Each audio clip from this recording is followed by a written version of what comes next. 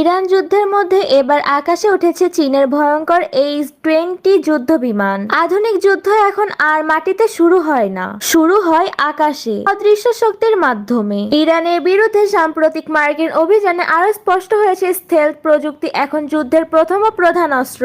শত শত নয় হাজার হাজার টার্গেট ধ্বংস করা হয়েছে মাত্র কয়েক ঘন্টার ব্যবধানে। আর এই পুরো চিত্রটি খুব কাছ থেকে পর্যবেক্ষণ করেছে বেইজিং। যুক্তরাষ্ট্রের B-2 স্পিড বোমারু বিমানকে টেক্কা দিতে এবার চীন নিয়ে আসে তার চেয়েও বেশি শক্তিশালী H-20 আর ঘনিষ্ঠ মিত্র হওয়ায় ইরানও পেতে পারে চীনের এই উন্নত প্রযুক্তির বিমান, এমনটাই ধারণা বিশ্লেষকদের। তাই ইসরায়েল যুক্তরাষ্ট্রের জন্য পরিস্থিতি আরো বেসামাল হয়ে উঠবে।